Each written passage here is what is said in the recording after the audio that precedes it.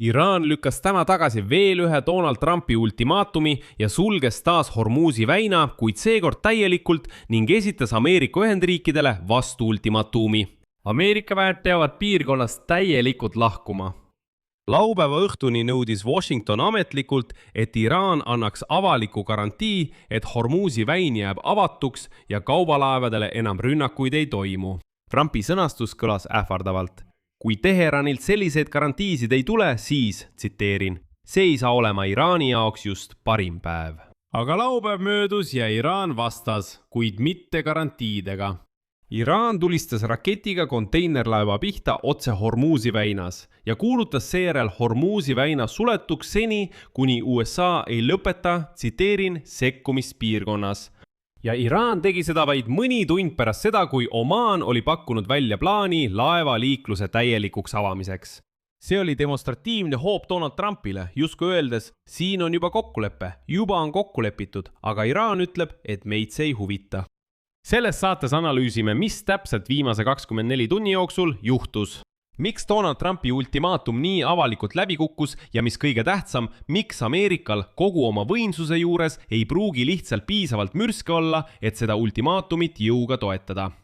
Sest tõeline sensatsioon ei seisne isegi mitte Iraani jultumuses, vaid värske analüüsi numbrites. Ja see analüüs kõlab nii. Pooled kaatid, peaaegu pooled Patriotid ja kolmandik Tomahawkidest on juba ära kasutatud. Ja selle taastamine võtab aastaid, aga sõdida on vaja juba praegu. Minu nimi on Aleksei Petši, arutame seda teemat koos, aga enne kui alustame, palun tellige see YouTube'i kanal. Me liigume 300 000 tellija poole. Olen isiklikult tänulik teie tellimuse eest.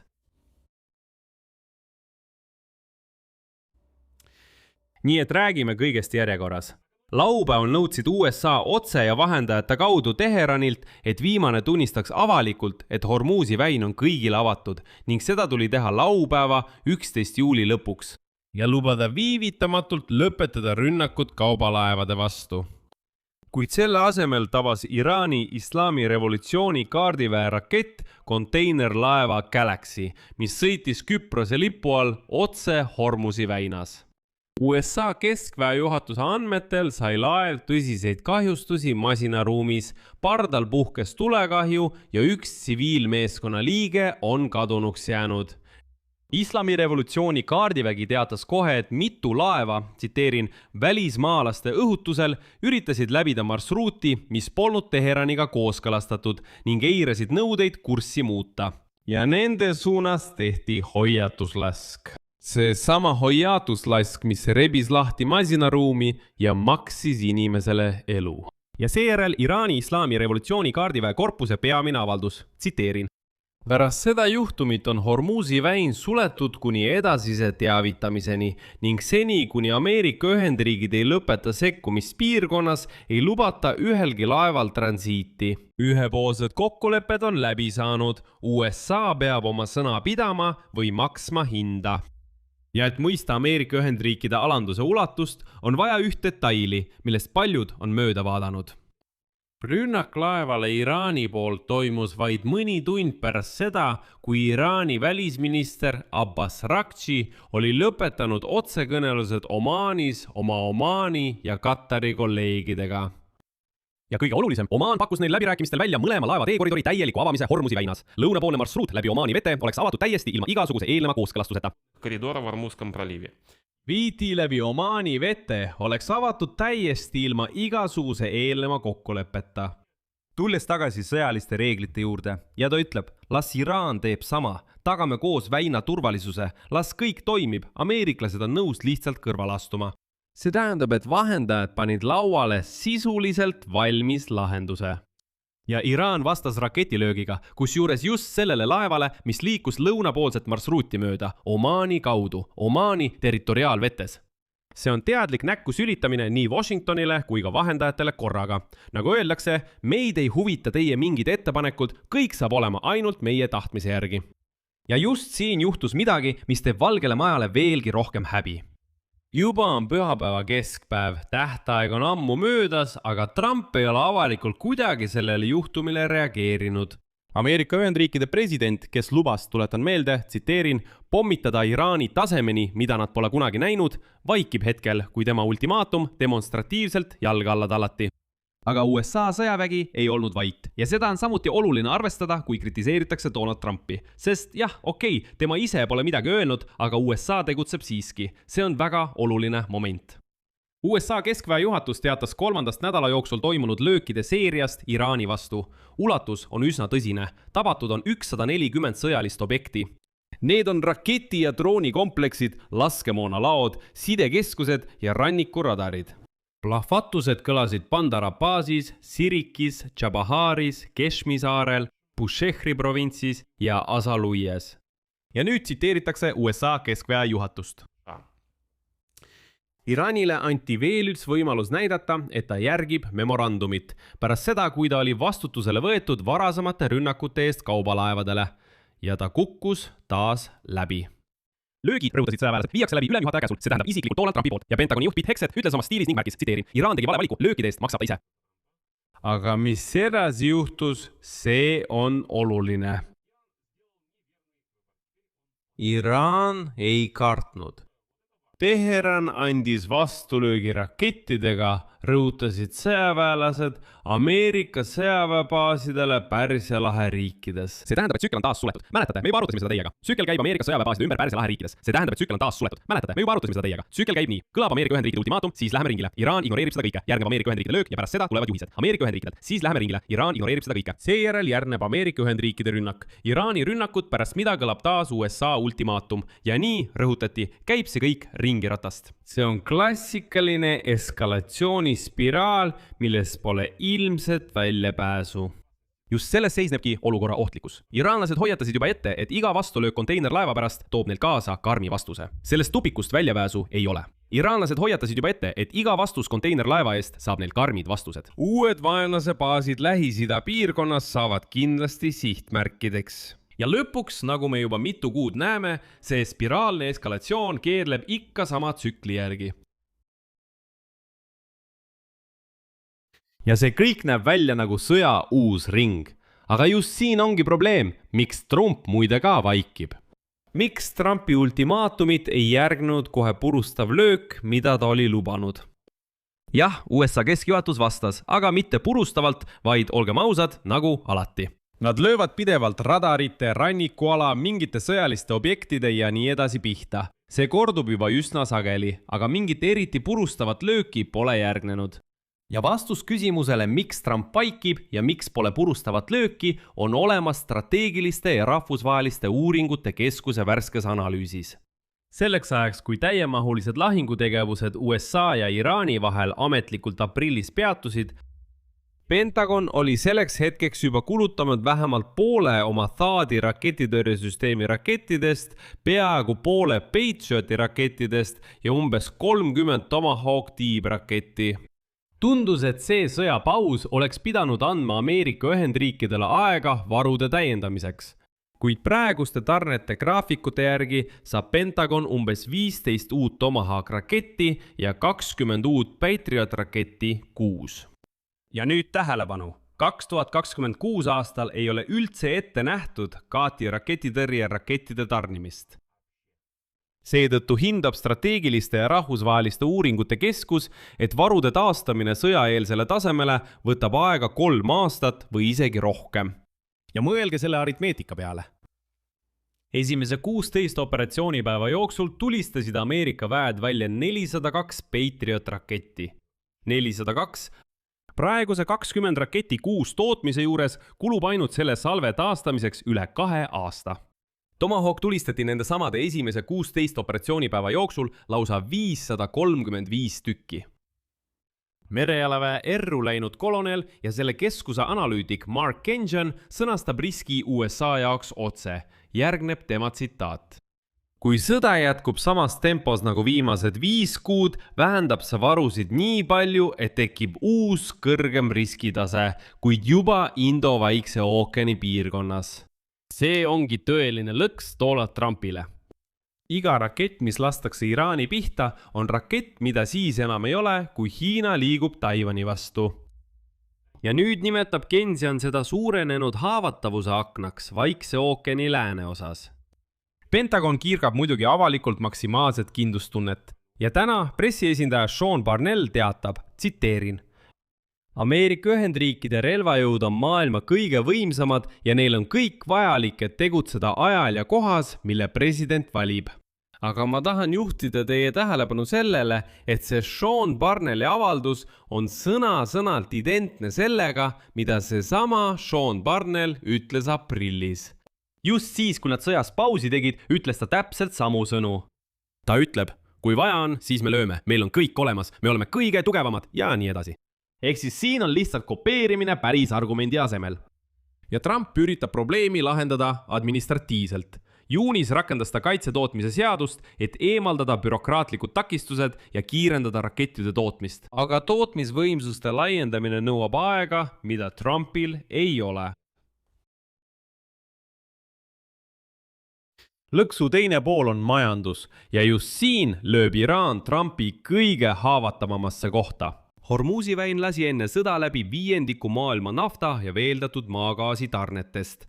Selle blokaad on juba energiaturud kokku kukutanud. Iraani tegelik blokaad põhjustas energiahindade tõusu ja kiirendas ülemaailmset inflatsiooni. Ja siin tekib poliitiline, nimetagem seda nii, poliitiline aritmeetika, millest Trump ei pääse kuhugi. Ta ei saa sellest lihtsalt kõrvale hiilida ega teeselda, et seda pole olemas.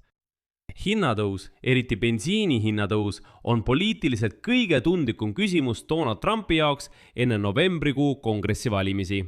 Nagu te teate, nad juba üritavad käivitada mingisugust eraldi võrku, midagi presidendi tanklate sarnast, kus bensiin oleks odavam kui kõikjal mujal.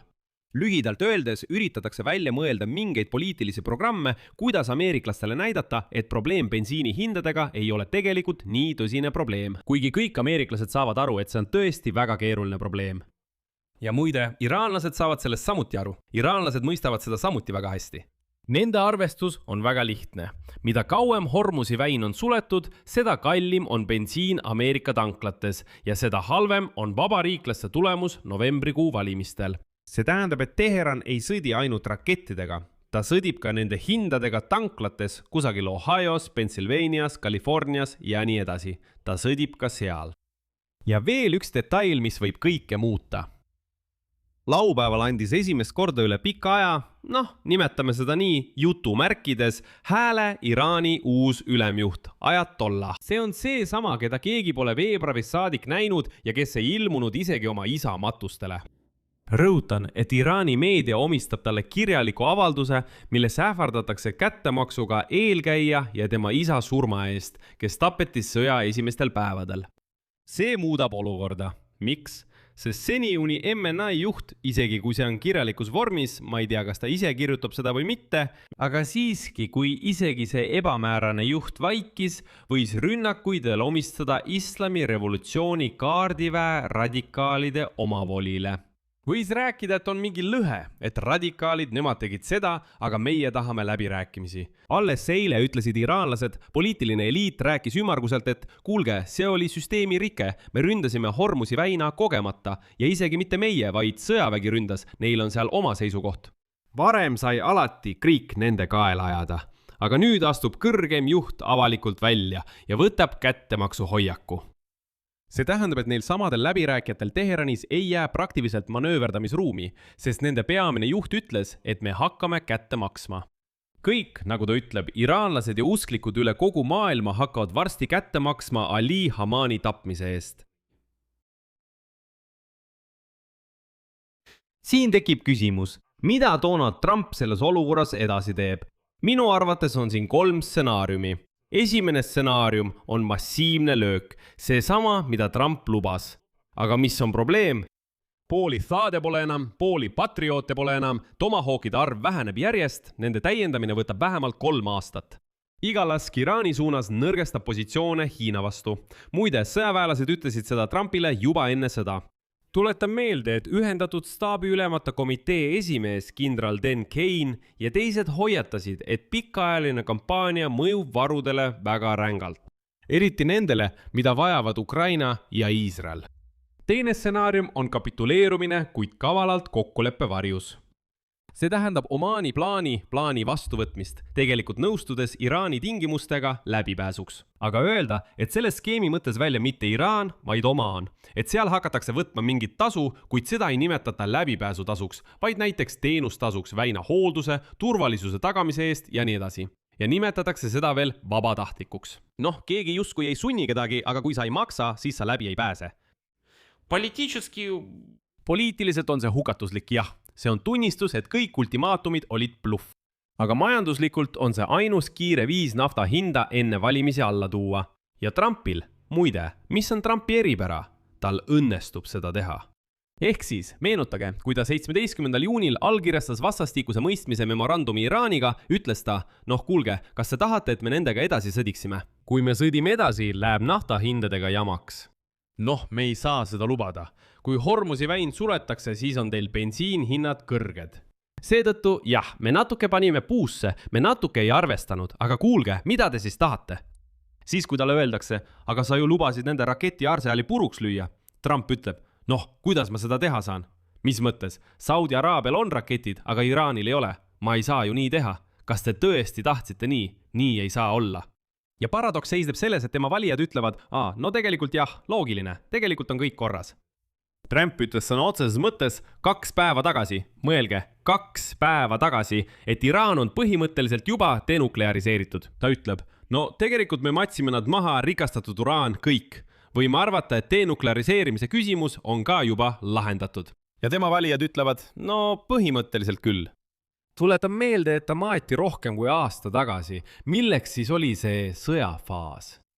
3. stsenaarium, kõige tõenäolisem minu arvates, on lihtsalt praeguse stsenaariumi jätkumine. Täpsed löögid 10 sihtmärkidele, Pita, Hekseta ja Trumpi karm retoorika, paralleelsed läbirääkimised Omaanis, Kataris, Pakistanis ja lootus, et Teherani radikaalid, nagu öeldakse, väsivad esimestena. See ongi see, mis juba toimub. Löögid tehakse seeriatena, pausidega, et mitte kogu arsenali ära kulutada ja siiski jätta diplomaatiale uks lahti. Võtame siis kokku. Trump esitas ultimaatumi, Iraan eiras seda demonstratiivselt, ründas rakettidega tsiviillaeva ja sulges Hormuzi väina kuni Ameerika sekkumise lõpetamiseni. USA vastas sellele löökidega 140 sihtmärgile Iraanis, Iraan vastas löökidega Ameerika baasidele. Spiraal areneb meil nagu tavaliselt sama stsenaariumi järgi. Kuid mõlema poole valjude avalduste taga peitub siiski ebamugav tõde. Ameerika sõdib juba pooltühja arsenaliga, kuid ka Iraan on kurnatud ja tema varud on samuti lõppemas. Seepärast Donald Trumpi ultimaatum küll kõlas, kuid ei toiminud. Mitte sellepärast, et Donald Trump oleks ümber mõelnud, ei, vaid sellepärast, et sõnade te maksate selle eest, me lööme teid, taga on ladu, mis tühjeneb siiski kiiremini kui täieneb. Tundub, et Iraan sai sellest esimesena aru ja just seetõttu lubab endale tulistada laevade pihta ja kuulutada Hormuzi väina suletuks, mõistes, et ameeriklased löövad samamoodi nagu varemgi. Kõige muret tekitavam Ukraina jaoks selles loos on otsene seos. Nagu märkis Zelenski, iga Patriot, mis lastakse Lähis-Idas, on üks Patriot vähem, mis jõuab Kiievisse, mis tähendab, et see ei kaitse Ukrainat Vene ballistiliste rakettide eest. Sõda Hormuzi väinas käib kahjuks muu hulgas ka Ukraina julgeoleku arvelt.